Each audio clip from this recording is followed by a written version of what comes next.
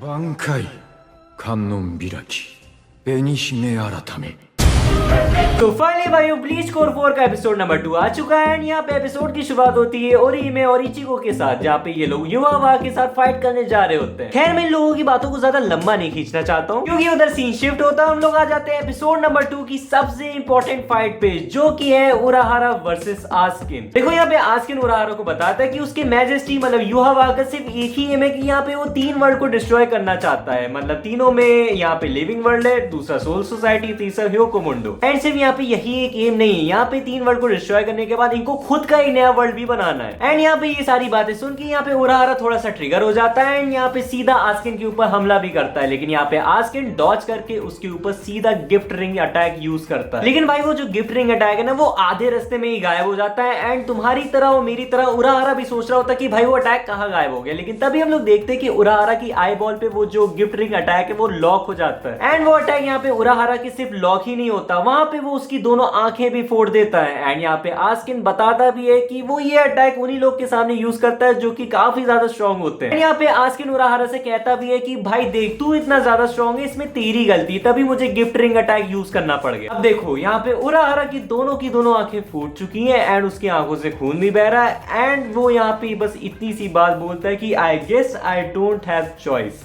And फिर वो बोलता है 挽回観音開き紅姫改め देखो, अगर तुम ब्लीच के फैन हो तो तुम्हें इतना तो अच्छे से याद होगा कि एक एपिसोड ऐसा भी था जहां पे उराहारा ने रेंजी से बोला था कि भाई मेरे जैसा शॉपकीपर तुम्हें लगता है कि एक बंकाई यूज कर पाएगा। एंड आज हम लोग फाइनली विटनेस कर रहे हैं कि भाई ये बंदा यही शॉपकीपर बंकाई यूज कर रहा है हम लोग के सामने। अब देखो यहाँ पे आस्किन उराहारा की बंकाई देखने के बाद उससे सवाल करता है कि भाई तेरी बंकाई करती क्या। तो यहाँ पे उराहारा अपने वे में जवाब देता है कि भाई मैं नहीं बताने वाला, तू खुद जान जाएगा थोड़ी देर में। एंड तभी आस्किन देता है कि उसके हाथ अचानक से फट चुके हैं। तभी वहां पे आस्किन उराहारा से थोड़ा सा डिस्टेंस मेंटेन करता है, उससे मतलब थोड़ा सा दूर हटता है एंड तुरंत अपने हाथ को हील कर लेता है। फिर तभी यहाँ पे उराहारा अपनी बंकाई के बारे में हम सबको बताता है। वो ये बताता है कि उसकी जो बंकाई है अगर किसी को टच करता है तो फिर वो किसी को भी रिकंस्ट्रक्ट कर सकता है, उराहारा की खुद की बॉडी को भी और अपने ऑपोनेंट की भी बॉडी को भी। एंड जैसा कि अभी उराहारा ने हम सबको बताया कि वो अपनी बॉडी को भी रिकंस्ट्रक्ट कर सकता है, वैसा ही होता है। वो अपनी पूरी की पूरी आंखों को एकदम ठीक कर लेता है एंड वो सब कुछ देख भी सकता है। अब देखो यहाँ पे उराहारा वर्सेस आस्किन की फाइट यहाँ पे शुरू हो जाती है एंड वो फाइट थोड़ी अच्छी खासी लंबी भी चलती, काफी क्लीन एनिमेशन हम लोग को देखने को मिलता है एंड हम लोग को फील भी कराया जाता है कि भाई मूवी पे क्यों इसको ऐड किया गया था। खैर अभी लोगों की फाइट यहाँ पे एंड कैसे होती है, यहाँ पे बीच में आ जाता है ग्रिंजो एंड यहाँ पे वो सीधा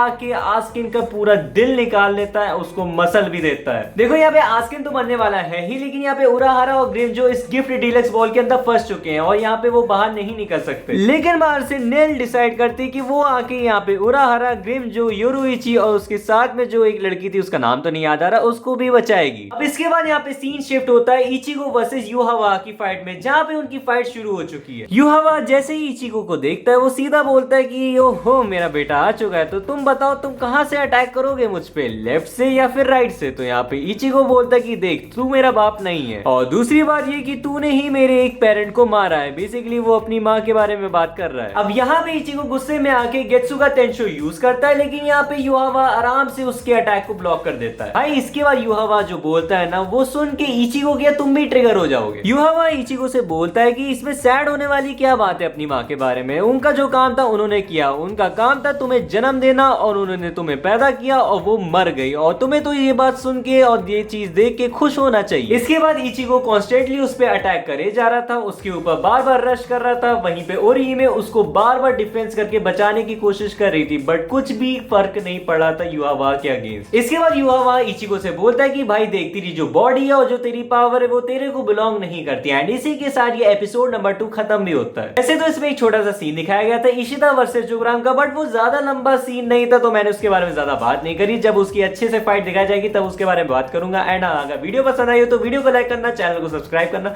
मिलता हूं तुम लोगों से नेक्स्ट एपिसोड में, तब तक के लिए good bye, take care, sayonara.